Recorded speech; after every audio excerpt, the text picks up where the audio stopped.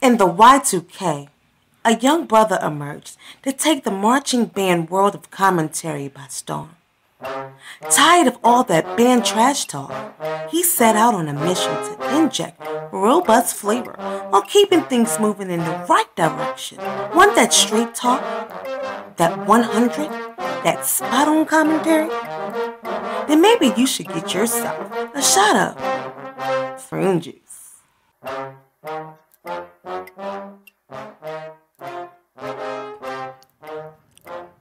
All right, everyone.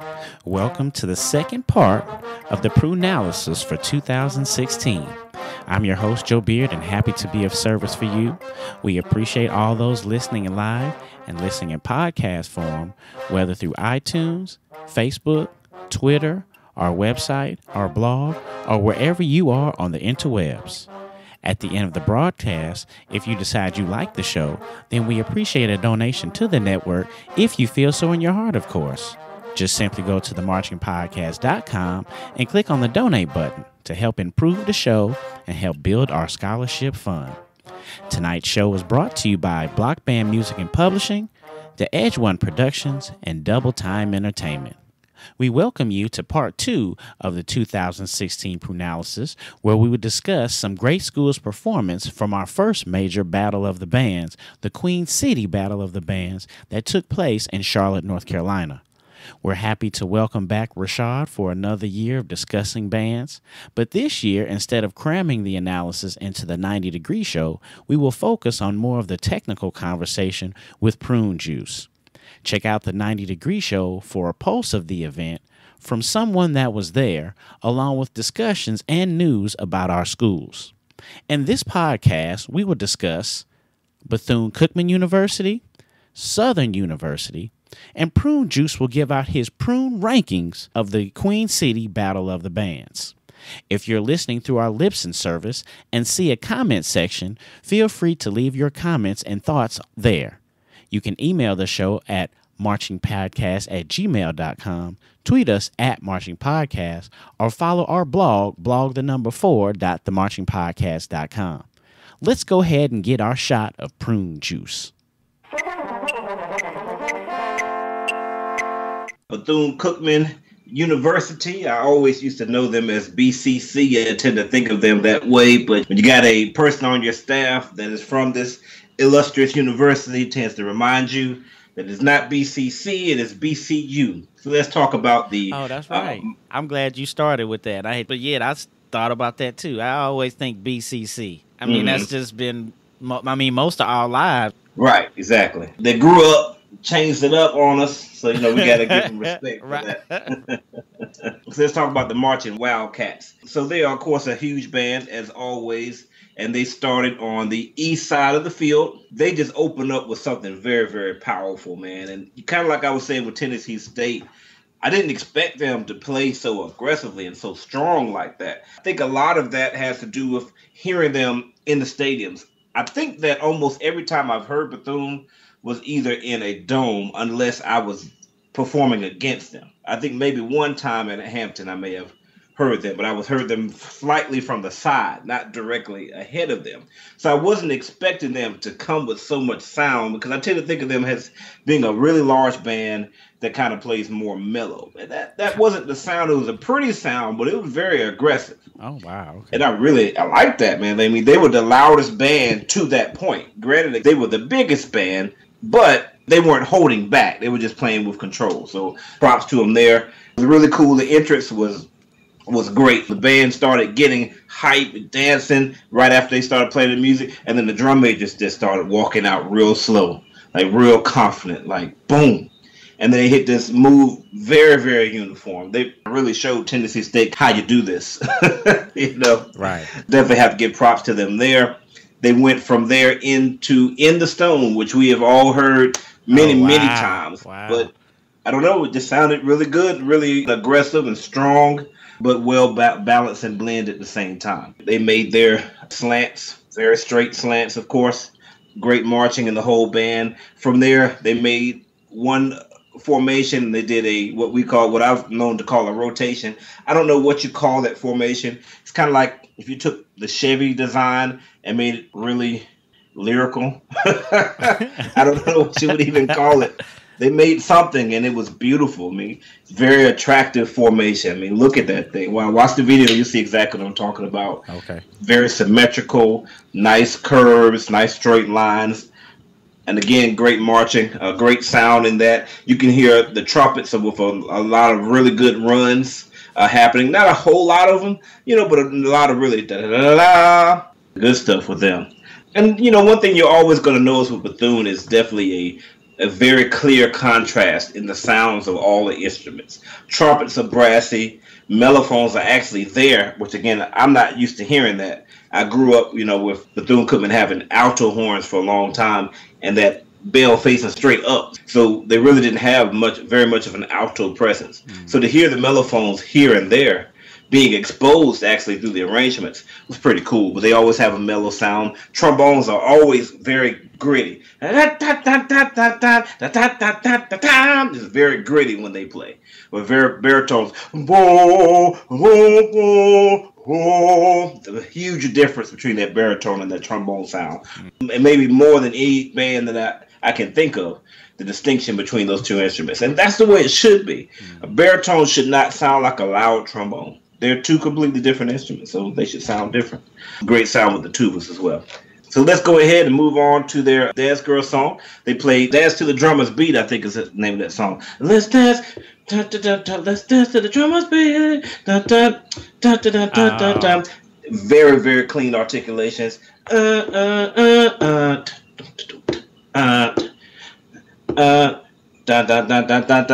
mean, everything they played, like every single person in that band was articulating extremely cleanly on everything. Wow. I mean, you just have to give them credit. Trombones came back in with the melody.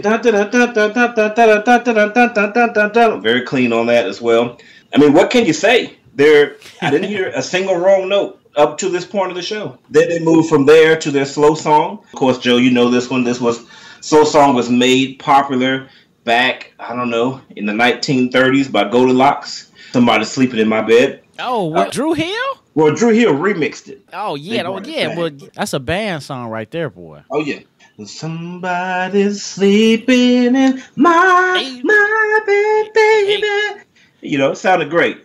This was kind of the weak part of Bethune-Cookman show, if you could say there was a weak part. If you go back and watch the video, you hear baritones slightly out of tune. And this is Bethune we're talking about. So when I say slightly out of tune for them, for other bands, you would say that was a remarkable job that you did. But for Bethune, it's like, yeah, slightly out of tune here and there on a couple things. Not perfect like everything I had heard to this point. But still, all in all, they did a great job with their performance. I really think it's interesting how they arranged for the trombones for Bethune-Cookman. But the trombones, it seems like they always get about 2 measures of melody in a song. And that's it. Chorus, but we're going to practice and we're going to get these 2 melodies. Like they got this part, it's like, I come home early, expecting your warm embrace. That's it. Done. And that's what I've come to expect from Bethune-Cookman's arrangements. The trombones come in, they get those 2 bars of grit, and then go back to baritone. But again, fantastic performance of the song. They then went into their dance routine. Everything was uniform. They did a lot of playing and dancing at the same time. That doesn't always go well with audiences. I personally am a fan of it. I think it takes skill to be able to do that, to perform a song and be able to dance while you're doing it. I'm not necessarily a big fan of bands that do a whole bunch of unison type of stuff, which is cool. Okay. I mean, it works, but I want to hear the whole arrangement and you be dancing to it. And Bethune-Cookman does a fantastic job with that. Everything they do, boom, every note is still clean. It's like they're not dancing, but they are, and they're still uniform with it. And you just got to give them props for that. Like I said, a lot of times that doesn't go over well with the crowd. It seemed to go over well with them this time. Let's just be honest here. Through and through, Bethune-Cookman did a great show, man. I would say that Bethune-Cookman did a flawless show. Wow. I would like for you to go back and find me a wrong note. Find me somebody that wasn't marching. Find me somebody that did something that was unbandsman-like. It was a flawless show, man. They have great sound. I mean, what else can you say about them? Now, granted, their sound is not perfect because they're not perfectly in tune. Again, with that gritty trombone sound, some of that gritty trombone sound comes from the fact that they're not 100% in tune. When you're not perfectly in tune, you get that sound. But if you articulate at the same time, you cut off at the same time, and you sustain your notes, it's not as obvious. Right. Great job to Bethune-Cookman. I thought it was a flawless show. Probably one of the best performances I've seen from them. A lot of people are going back to in the 90 Degree show. People said, oh, there goes Bethune-Cookman again. But, I mean, really, they're out there. They're playing with balance. They're playing with control. They're playing with power. Uniform. They're all marching. I mean, they're doing everything a band is supposed to do. And I wasn't bored by the show. I thought it was a fantastic job. So, again, great job to them. One thing that you'll notice about them is listen to those baritones. They use the baritones very differently than most of your Southwest style bands, which is instead of hitting them with the yo, woo, woo, woo, you know, that type of stuff. Yeah. You're gonna hear at the end of their da da da da da da bum bum. The baritones are being baritones. They're playing really low. I'm not saying that's better than using them the other way. I'm just saying it's very interesting that they are able to create the sound they do, a very full sound, by putting the baritones in the low part of the instrument rather in the high. And, you know, that just really does showcase the dexterity of that instrument. Right. Now, before we go to our last band, let's talk about Bethune-Cookman in the stands. So I wanted to build you up real quick and talk about how great that halftime performance was, because we really could go without hearing the butt 1 year. Just 1 year?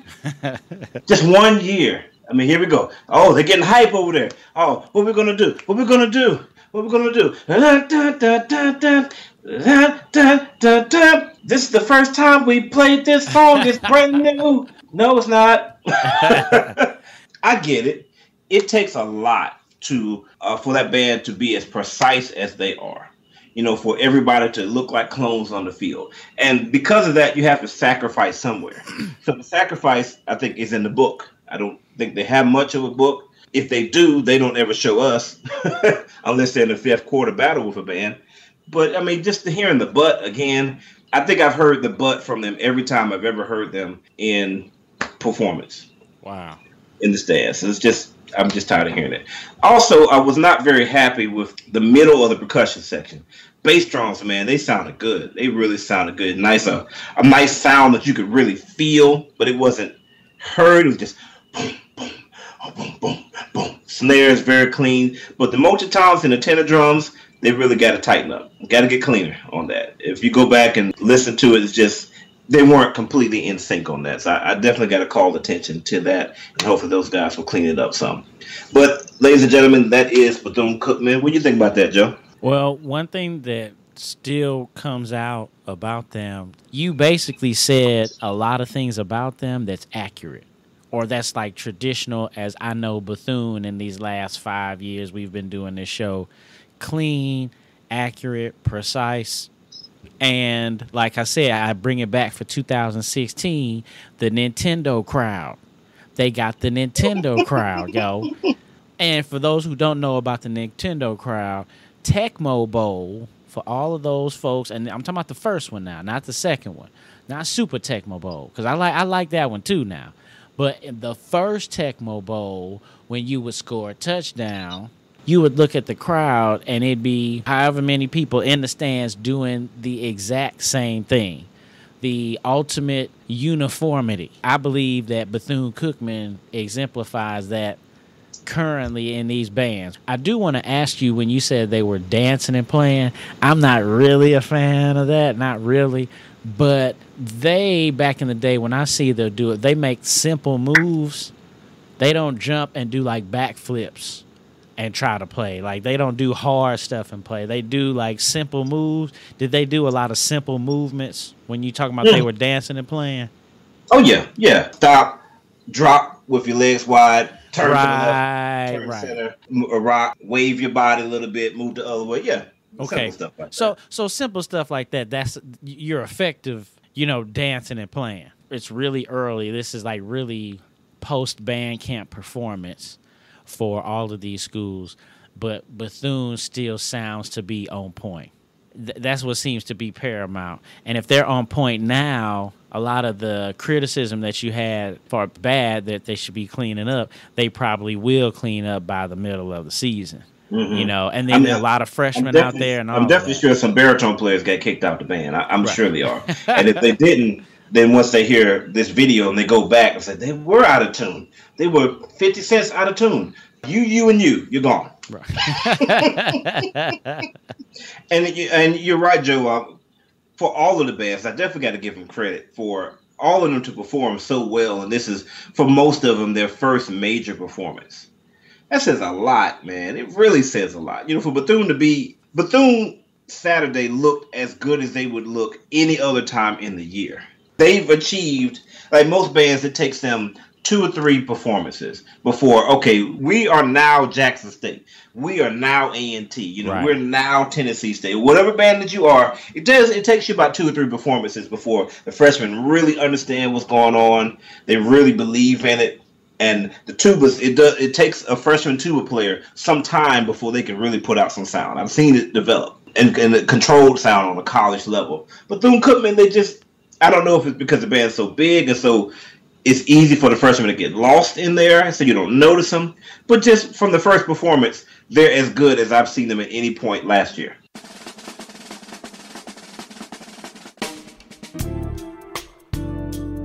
Band directors, have you ever found yourselves in this situation? Showtime is quickly approaching. Your budget is quickly disappearing. Your music choices are narrowing. The equipment condition is wearing and your stress level is mounting. Stop what you're doing and contact Block Band Music and find out how we've got you. Check www.blockbandmusic.com, providing music, equipment, gear, and accessories to show style, core style, and traditional bands worldwide.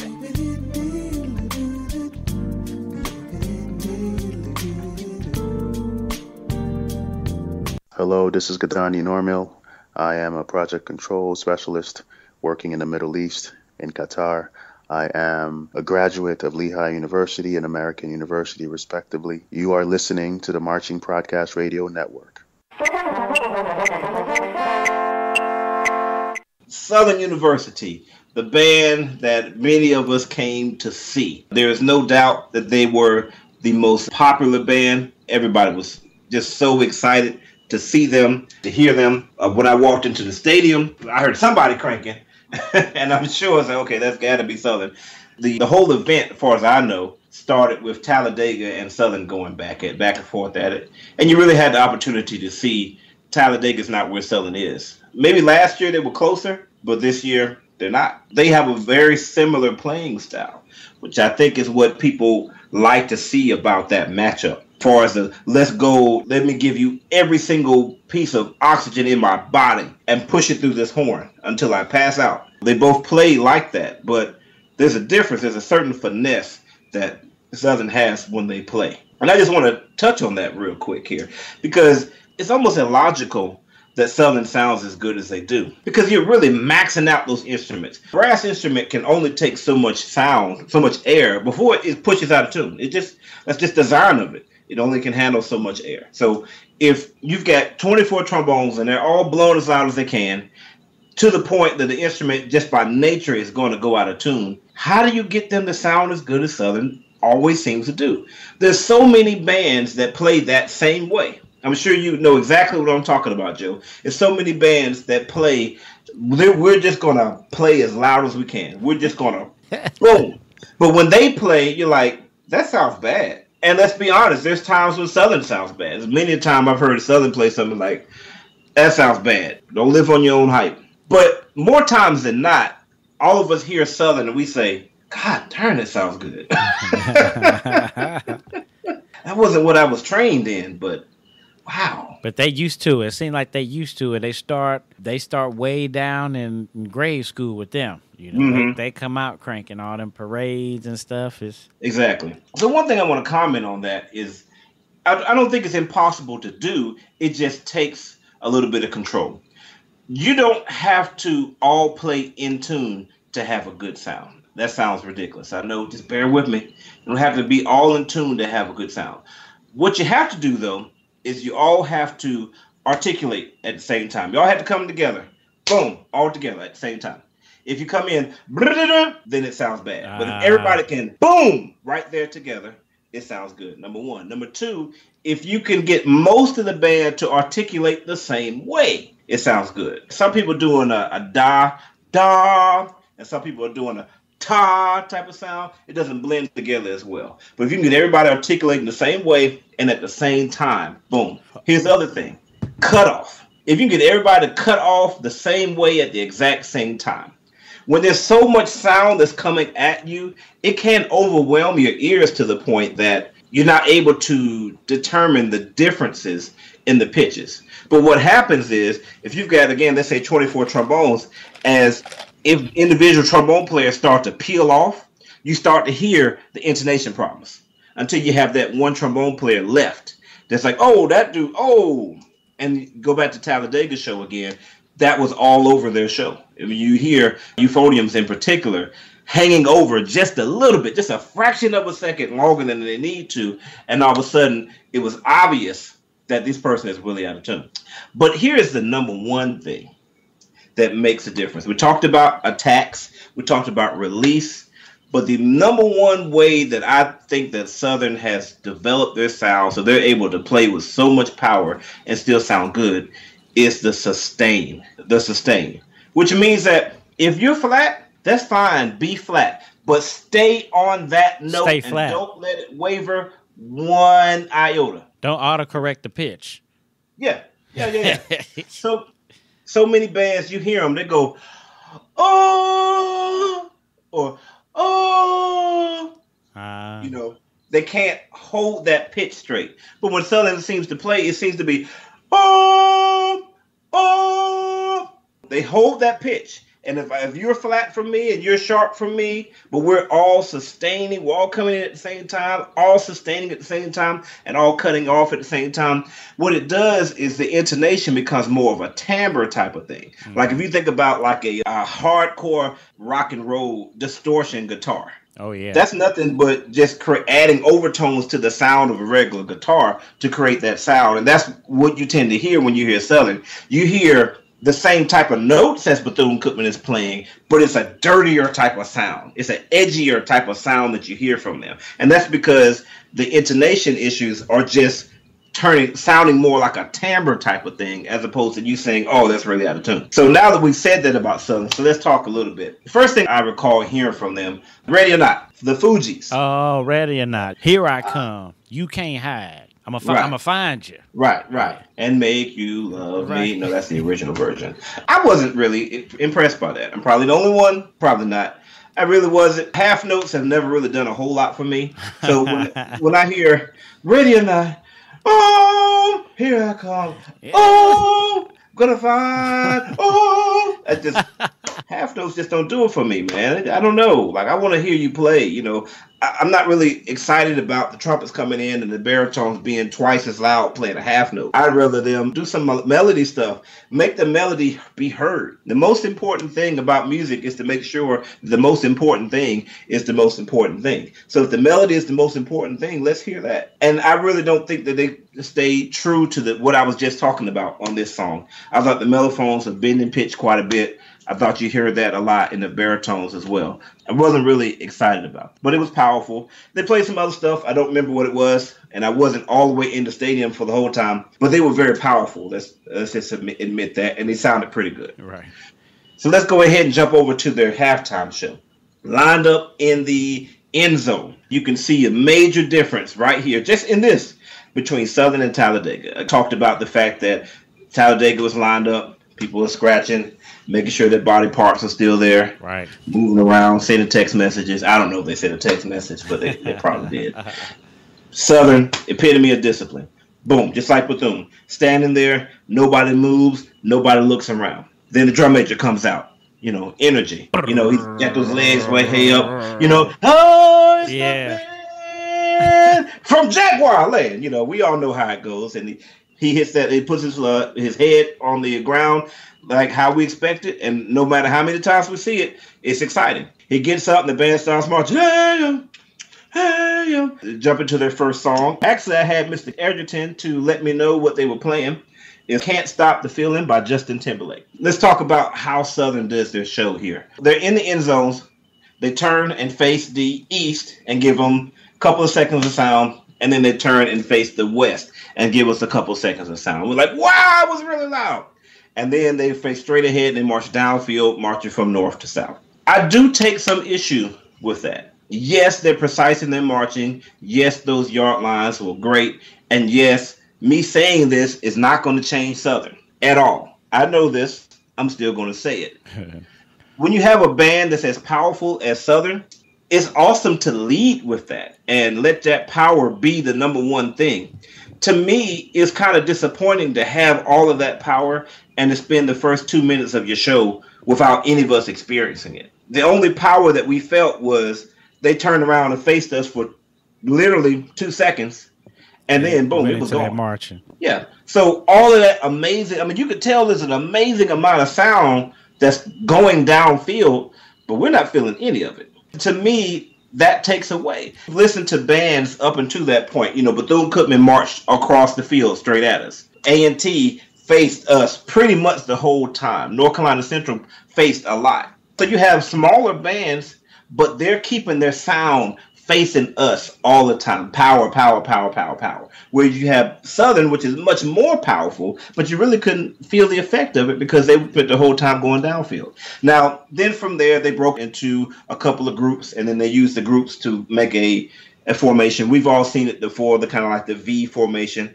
and they did a great job of keeping the line straight and marching that across the field. They went from there, and they went into their block for the Dance Girl song. And they, again, much better way of doing that than Talladega. They do it exactly the same way, or Talladega does exactly like them, except for they didn't have the 4 counts, which really threw off Talladega's version. I think maybe, let's say, 16 counts of Southern blowing at the end of the song. We lost a minute and a half of power. A minute and a half of power. We get just a little bit of power at the end.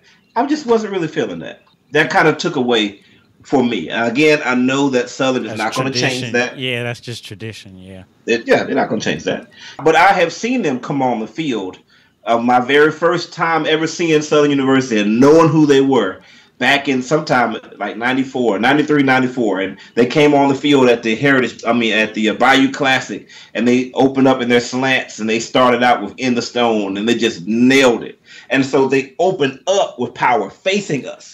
And then they went into their formations. That's something, to me, I think that's just a lot more effective. Okay. The other thing about it is that even though Southern did a great job of drilling, they really only made one thing. They made that arrow, they marched it down the field, and then they were done.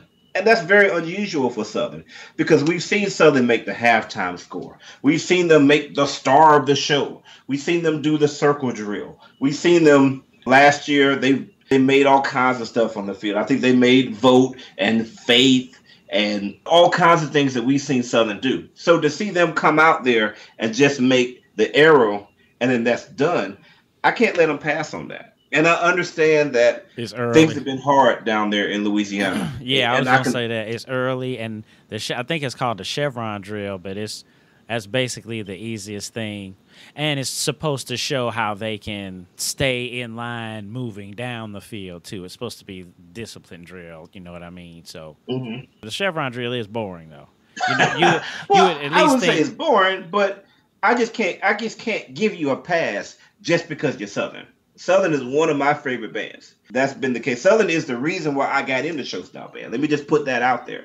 But I can't just say because you're Southern, you made this one thing, whereas A&T made several things. I just can't give you a pass. It would have been better if they did the 4 squares. Anything. I like the 4 squares. Make Coke. Make Coke is it. We've seen that. Make ESPN. They had nothing to do with nothing, but still would have been something. Double Time Entertainment.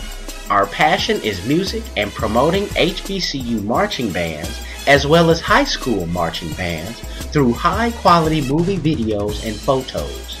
We have worked with BET, Yamaha, Ludwig, Honda Motor Company, and been featured on CNN and Lifetime Network's series Bama State Style. We also help and orchestrate Battle of the Bands with marketing and promotions, and also became the official media team for the Queen City Battle of the Bands in Charlotte, North Carolina. Join Double Time Entertainment on Facebook, Twitter, Instagram, and YouTube, and now new on Periscope. Music lovers are noteworthy.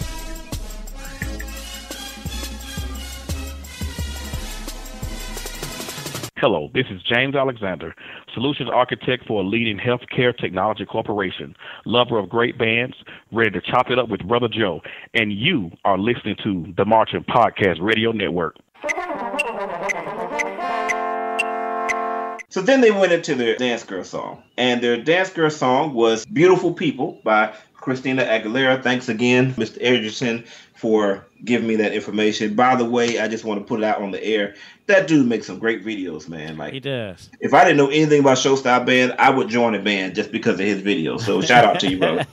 Really. That stuff is awesome. I got to give props to the baritones here. Let me also mention that there was a couple of times during the drill where the baritones were sticking out, kind of playing out tune just a little bit. I guess definitely got to say that because it did happen. But overall, great sustains and things that were happening there.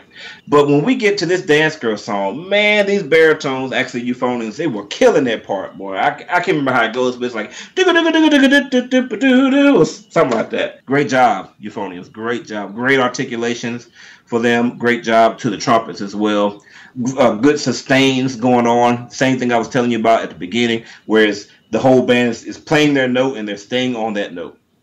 Now, though, here's where, to me, you start to see an issue. I keep talking about Talladega, but in some ways, it's like big brother, little brother type of thing that's happening with these two bands. The euphoniums. I was always curious as to whether or not Southern needed those or not. I mean, the euphonium, baritones have always been so powerful. I kind of feel like the euphoniums are a little too much because now, yes, the crowd loved them. God, they were so powerful. But there is some masking going on. There is some masking where the trumpets are starting to lose their place in the band. Do the trumpets lead the band, or who does? I thought the trumpets were supposed to lead the band because they generally have the melody. But they often get drowned out. And the trombones, God, they're putting out so much sound. There's a lot of sound. If you watch the videos, you can hear, God, these trombones are putting out a lot of sound. Yeah. But there in person, I struggled to hear them. The euphonium sound was just so dominant. It really, to me, started to cause a balance issue. It's somewhat almost like when you were talking about marching and they keep the power in the end zones because that's how they are and all that. And that's very similar with French horn, baritone horn, whatever, having so many of those leads. I mean, that's Southern. Did they have euphoniums last year? I'm not sure. I remember the video where Mr. Hamer was talking about these new instruments that they're going to have. Okay. I feel like it was coming into this year, but I'm not sure. Okay, yeah, because I'm not sure.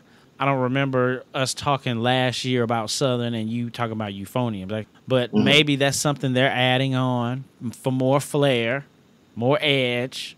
That sound like them. They're a band, but there's some elements of band or music or whatever you want to say that they throw their own spice in it. No, I have no idea what you mean by that. They don't have pianissimo.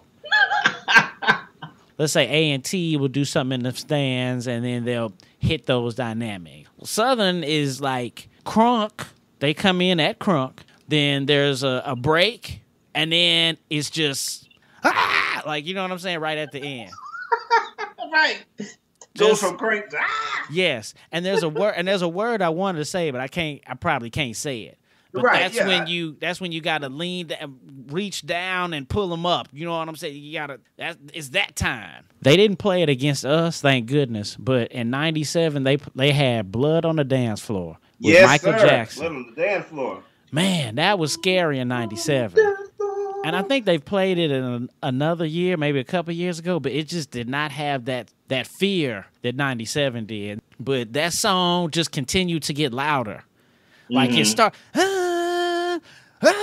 That's how it starts. Right. It starts it great. So I guess levels of musicality, I just say Southern, they ain't fooling with that. They putting their own little spice in it. But here's the thing about that. Like, I'm feeling you. Like, I remember that, and that was great. But it still had balance. You know, that's the thing about it. It's still that the baritones were great, but they weren't overbearing. They weren't drowning out the whole band. They were still in there. The trumpets were way up there. You know, I can't get that note. But they were there. It was like a battle between them. You know, and that was cool. It's when the baritones don't have the melody. Or the euphoniums don't have the melody, but they're wailing on half notes and things that's really drowning out the trumpets or, you know, drowning out whoever else may have the melody at the time. That's the problem. It doesn't matter how loud you play. I love intense playing, but you should still have balance. Mm-hmm. All right, so let's go to These Three Words. This was the song that really turned a whole lot of heads. If you probably could choose a moment from the Queen City Battle of the Bands or a moment from Southern Show, this would be the song, These Three Words. Overall, a great performance, the way that Southern plays. They did a great job of sustaining on their notes. Even though it's slightly out of tune, you don't really notice. You just really hear it as a timbre type of thing. I did take issue with the balance of the percussion section versus the trombones at the beginning. I think the trombones sounded good, but instead of hearing ba-da-da-da-ba-da, ba-da-ba-ba-ba, you heard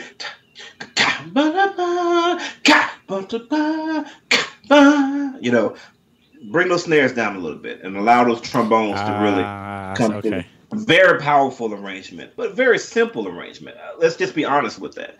Simple is not bad. I'm not putting the arrangement down. I thought they did a fantastic job of performing it, but it wasn't a whole lot going on. You know, there's a lot of times where the whole band is playing a half note or the whole band is playing a whole note. Now, there were some times where the baritones had a couple of counter melody rhythms and a couple other things going on, but for the most part, it was a pretty easy arrangement. It was definitely a crowd pleaser. The crowd absolutely went crazy over the song. And when the tubas hit that, they hit that bark, they hit that rip, people loved it. You know, and it was cool. I mean, they had a lot of tubas and they nailed that part. I definitely got to give some props to the mellophones. I don't know where they hit it, but they hit this note towards the end because we almost forgot the mellophones were there because the euphoniums had been so loud. But the mellophones nailed this note and the crowd went crazy on that. So I definitely have to give props to them for doing a great job of what they do. But I can only give so many props because if you compare that arrangement to the other songs that we've heard, particularly going up against All My Life from Tennessee State, you can't compare the two. I think Tennessee State also played well, but there's so much going on in the song and still being able to do a great job of performing it. I think you have to look at that. And that's going to have a lot to do with kind of where I put Southern in my ranking. Let's go ahead and jump to this dance routine. So they moved to the dance routine and they formed Lit on the Field. This was actually the first word that they made, which again is kind of unusual for how we see Southern this time. The tubas I thought was #lit. The tubas I thought were too close to that lit for that to be really understandable. And I think that's one thing that bands have to take in mind is where are you performing? If you're performing in let's say Jaguar Stadium, a larger venue, a dome situation, then it's easy to look down on the band and you can see, okay, there's lit right there and there's the tubas. But from a smaller stadium like Memorial Stadium, we're looking almost straight at the band, maybe a 35-degree angle, you know, even at the highest, unless you're in the press box. Mm-hmm. So it looks like, I don't know what that looks like. But if you got lit and you got a straight line going across the top, it kind of threw away from the formation. It took me a second to actually figure out what it was. Then they played We're Gonna Run This Town Tonight with Rihanna, maybe some other things as well. They put their horns on the ground. They were hyped, man. And they sounded great doing everything that they did. And the crowd was just eating them up. It's interesting to kind of try to compare bands because here you get Bethune Cookman and they're playing and dancing and everybody's exactly uniform. And here you get Southern and not only are they not playing and dancing for a good portion of their dance routine, but actually putting their instruments down on the ground and dancing. And they're hyped. How do you compare that? Mm-hmm. How do you say which one is better? They're doing completely opposite things. But I guess that's the beauty and the complexity of show style band. Towards the end of it, the tubas started to get off a little bit. What they did do was kind of did something I thought was kind of unusual, and maybe it was just because they were at the Queen City Battle of the Bands. They brought the trombones up to the front and just started. It's almost like a stands battle. Brought trombones up to the front and made them play their chords, and then the baritones came in and they part, and then they brought the mellophones and the trumpets up.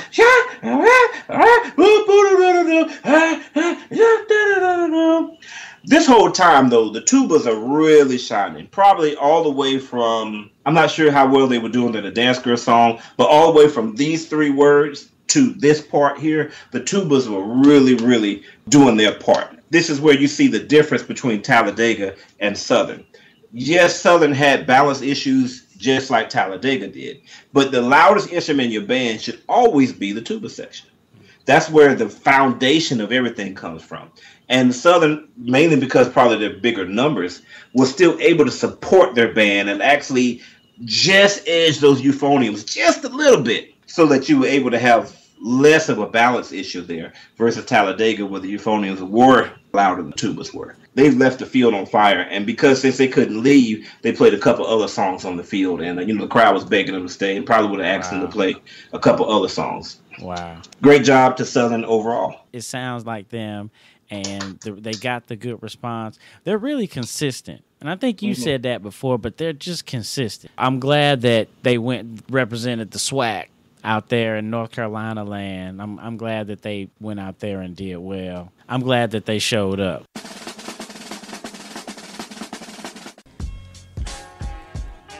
Hi, everyone. This is Joe Beard, the Phantom Podcaster and owner and founder of the Marching Podcast.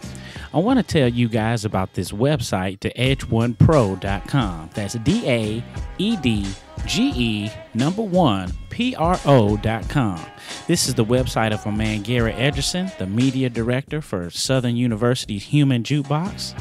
If you want to see great bands and a good idea of the HBCU experience, log into theedge1pro.com. Garrett has photos and videos of events on campus, along with parades of bands of all levels. So check out the Edge One Productions and theedge1pro.com.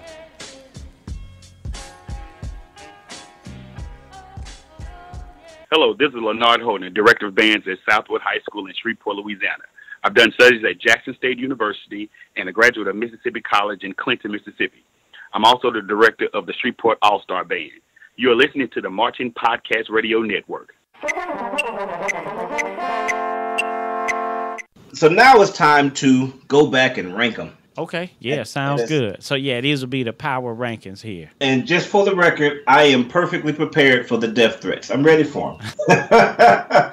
I'm strong in my opinions. I will be honest, I really had to think about it to be sure on what I thought. And kind of when you eat something and somebody says, how do you like that? And you kind of roll it over in your mouth for a second. Some first time you had it, do I like this? Well, it's kind of sugary a little bit. I kind of like that. Yeah, not bad. So, yeah, okay, yeah, I kind of like it. It took me a second. And I'll be honest, my opinion on who was the best band changed from that day to now. I listened to 90 Degree Show. I said this particular band was the best. I think I did.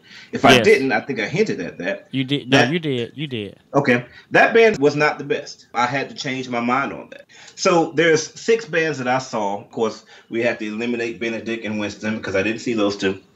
And each set of 2 bands were kind of in a similar category. Paired up for spots number 6 and number 5.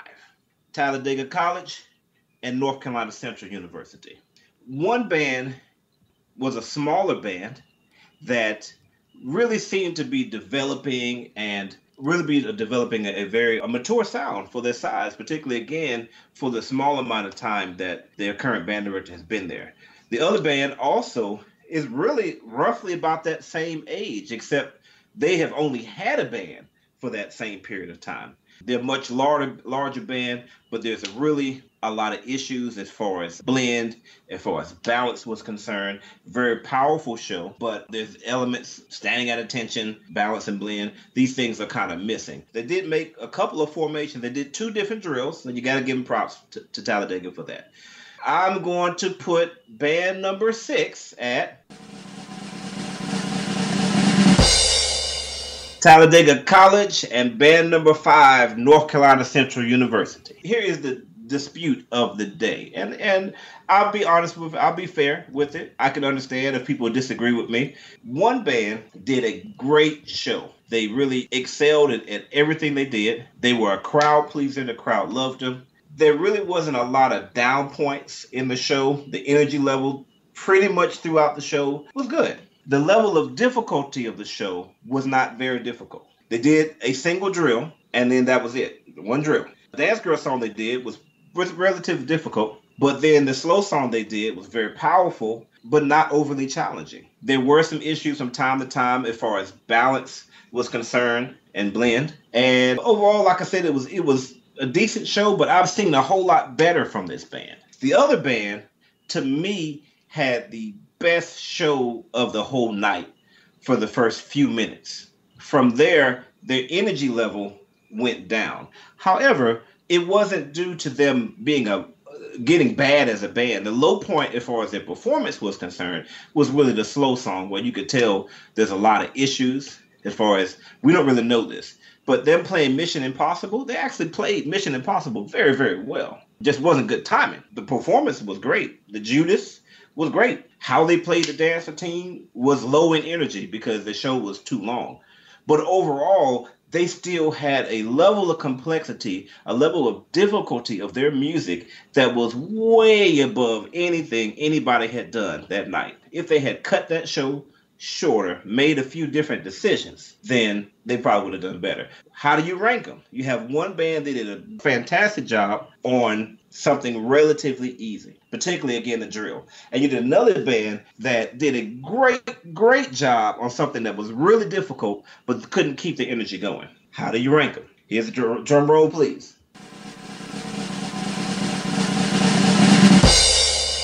Band number 4, Southern University. Band number 3, North Carolina A&T. We didn't play the boo music on that one. Because I know it's a crowd pleaser, you know. Some they please the crowd more so than anybody else. But that doesn't make you the best band. It doesn't make you have the overall best performance to me. 3 is North Carolina A&T. 4 is the S. Southern. 5 is Central. Mm-hmm. And then 6 is Talladega. All right, bet. So now number 2 and number 1. Very similar type of conversation. You had one band that performed flawlessly. As far as performance of the drill, no flaws. Great balance, great blend, great articulations, great dance routine, great energy. The show, other than very small details during their slow song, was without flaw. You got to give them credit. And I did think that was the best band of the night. But then I went back and I saw the other band that I'm thinking about here performed on a level of difficulty that was much harder. Now, their drill was not as complex, not as good, not as well performed as the first band that I just mentioned. However, their level of musicianship was almost out the window. Like I said, A&T was the only one that could really compete. And really, it's a really different type of thing. A&T's music is kind of difficult all the way through, but doesn't have a lot of features to it. Mm-hmm. This band had like a lot of runs, you know, trombones run, baritones, trumpets, I mean, it's like, wow, that was awesome. And their arrangement of All My Life was great. Best slow song of the night. Their dance routine was very exciting. Dance Girl song was very good as well. Now, their show was not flawless, but their level of difficulty was greater. I mean, the first band, and they did how should I say? Just because you do a harder show doesn't mean you deserve to be better. I don't want anybody to get that mistake. Just like if you're shooting baskets and if you're shooting them from way across the court and you're missing, and somebody else is shooting jump shots, free throws, and they're hitting them, that doesn't make the person that's missing from across the field, from across the thing, better. It doesn't make them better. But if you're shooting at a level of difficulty and you'd have a relatively high percentage versus somebody that's just sitting there taking free throws, yeah, that does make you better to me. When I lay everything down, here we are for the bands number 2 and number 1. Drum roll, please.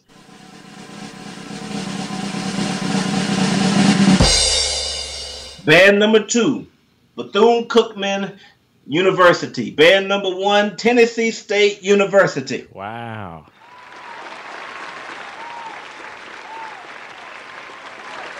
Wow, that's really something. So you gave it to Tennessee State.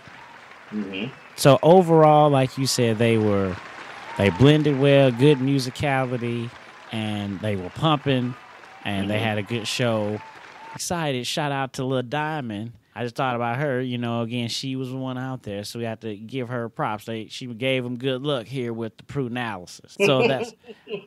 And on this podcast at the bottom, people will be able to leave their comments or whatnot. Anything in closing? Overall, I really enjoyed the event. We mentioned how good most of the bands were. This to be their very first performance. Shout out to North Carolina A&T. Their first 5 minutes, I'm telling you, it was fantastic. As I understand it, I think they did a different show at the weekend before. You know how A&T does. They'll just redo their whole show.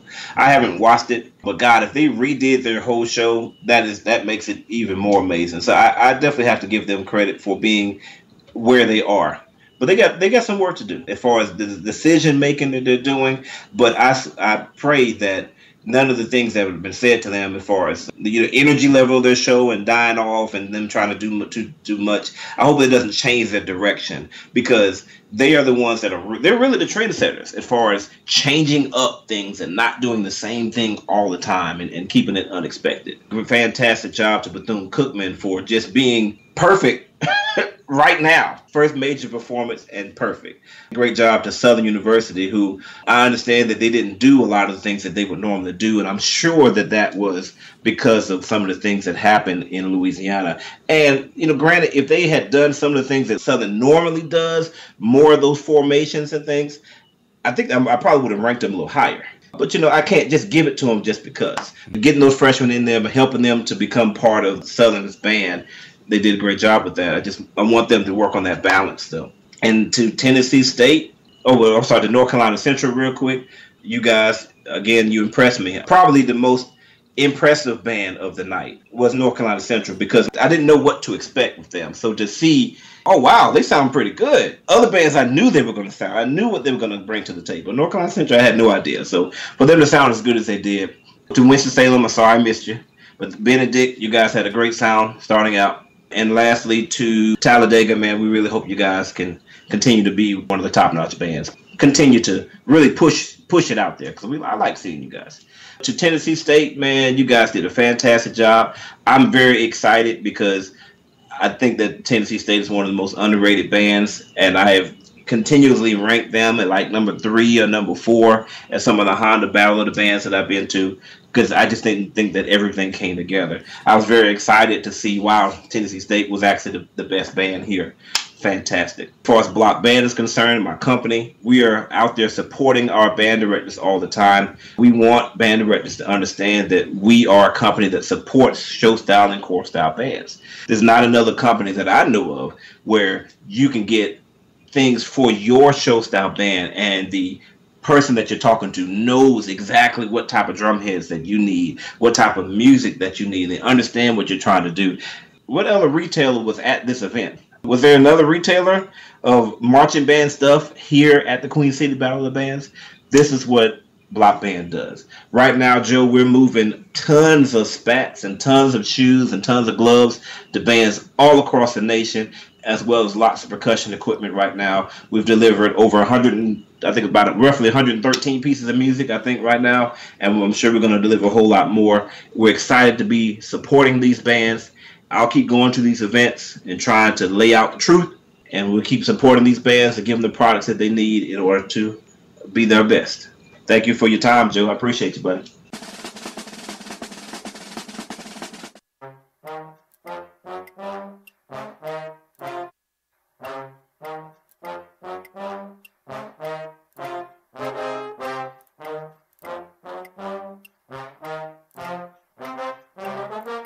Hello, this is Gadani Normil.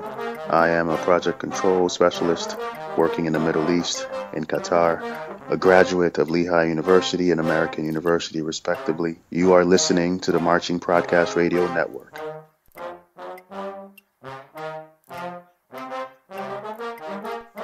Hello, this is James Alexander, Solutions Architect for a leading healthcare technology corporation. lover of great bands, ready to chop it up with Brother Joe. And you are listening to the Marching Podcast Radio Network. Hello, this is Leonard Holden, Director of Bands at Southwood High School in Shreveport, Louisiana. I've done studies at Jackson State University and a graduate of Mississippi College in Clinton, Mississippi. I'm also the director of the Shreveport All-Star Band. You are listening to the Marching Podcast Radio Network. All right, everyone. Thanks for listening. If you're interested in becoming a sponsor or a patron to the Marching Podcast, please contact the show so we can give you the criteria so we can start to pub your business using our platform. We'll play your commercial, we'll post your website on our blog, and we'll help send out your information through social media. So contact us so we can build your business. That's all the time we have for the show. Check out the website and donate what's in your heart to themarchingpodcast.com. Like us on Facebook, follow us on Twitter. Thanks to you for listening, and remember, the lectures you deliver may be very fine and true, but I'd rather get my lesson by observing what you do. See you next time.